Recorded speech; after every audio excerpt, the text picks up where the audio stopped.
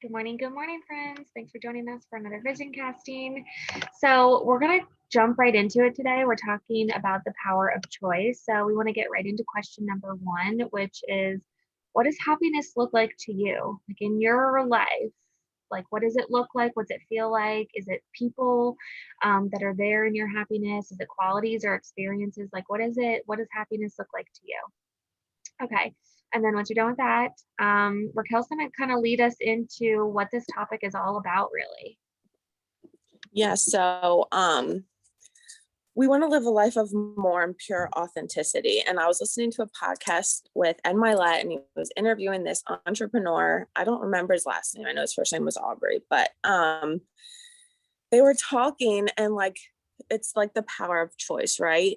And how to live your life on your terms. And they were talking about how he was in this polyamorous relationship. He was in this open relationship for years and he was open about it. He was open about it to the public, to his audience. For which to me was almost like he didn't care what people thought. He didn't go based off what society tells him. He like lived his life how he wanted to live it during that time, and he shared it with his audience. And then to come around and like say it was something that wasn't for him, and again, like just expressing all this on social media because he's an entrepreneur. And I just thought it was super powerful because we have the choice to live our life on our own terms. And he didn't care what people thought about him, like at all. He did not care. So he ended up getting married, and now he's just in a happy relationship, in a happy place. So power of choice is very powerful. So Autumn, tell me a little bit about like someone's number one regret in life. So, one of the things that they were saying is that their number one regret in life is that on their deathbed, they said that they wish they would have let themselves be happier. And it was really important the wording that they used, that they would let themselves be happier, because they realized that it was an actual choice while they were dying. They were actually choosing to not be happy.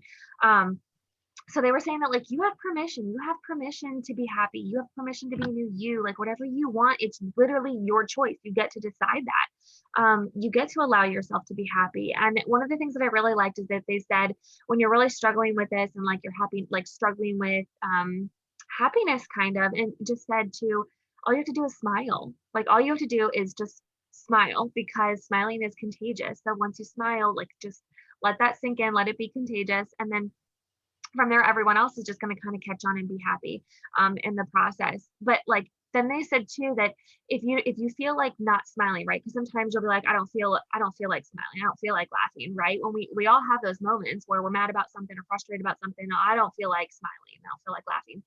Well, but you're choosing that though, like that is a choice. So why are you sabotaging that? Why are you consciously choosing to not be happy?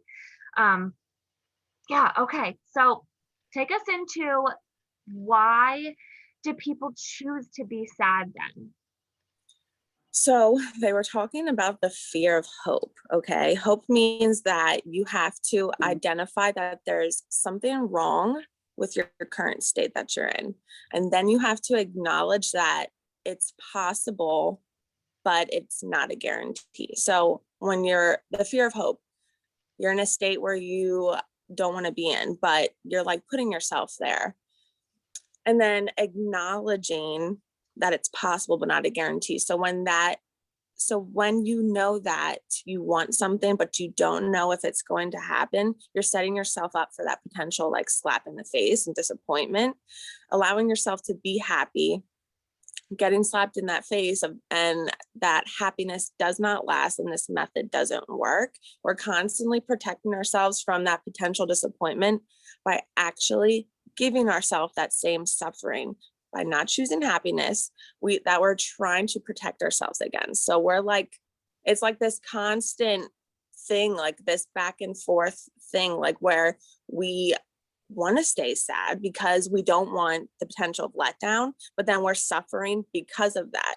It's just crazy. So whoops, which you're not changing, you're choosing, right? So question number two, what's holding you back from that happiness that you described in number one? Like, why are you choosing to hold yourself back from it? Because like we just said, everything's a choice.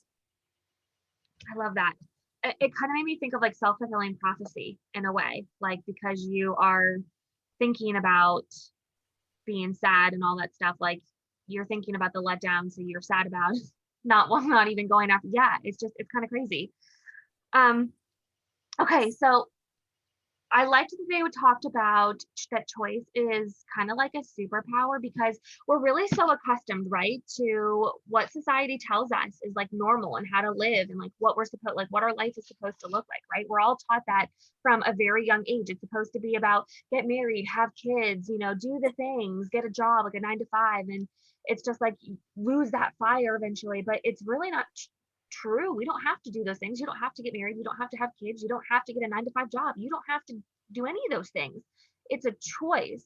Um, we're really capable of anything that we kind of set our minds to. So it should be empowering for us to have these choices, not feeling like we're burdened with something. So we kind of want to get to the nitty of it. So question number 3, based on what society has taught you, like what is your life supposed to look like? What has society told you that your life is supposed to look like?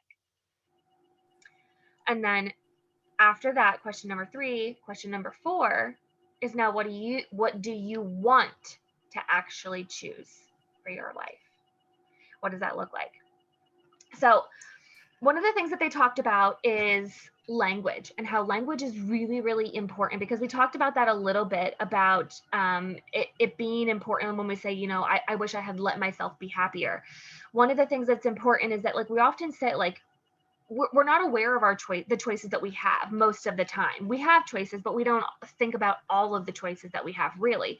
So we say like, I have to go to the gym, or I have to do a cleanse, or I need to go see my parents today. No, you don't need to do any one of those things. Actually, you would like to do those. Maybe you wouldn't like to do those things. If you don't want to see your parents, don't go see your parents. That's what they're saying. Like, if these things aren't bringing you happiness, if these things aren't bringing you joy, if these aren't things that you actually want to do, then stop doing them. But it's important that we're using the right language with these things. It's not that you have to do, it's that you want to do. So basically, sorry, lots of brain fart. You can I like how he, yeah. Oh no.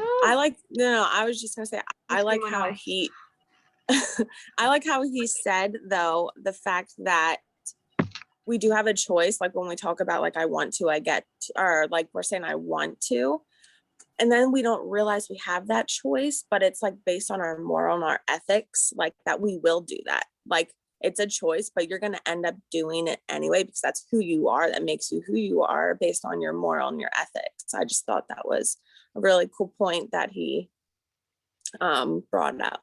I did like that. And how he brought in like your belief system because you were raised that way.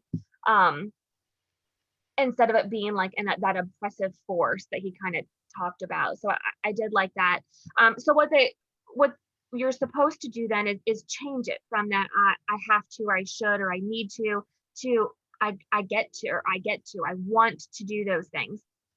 Okay, so like when we're becoming aware of our language and choices, like we have to start to think, why am I not choosing those things? Why am I not making those conscious choices? I'm gonna get curious about why we don't want to do something. So question number 5, like last question, kind of to you get to choose at like your day to day. You get to choose the things that, like every little thing that you do, you get to choose it. So what is it that you choose to do today? What do you want to do with your day today?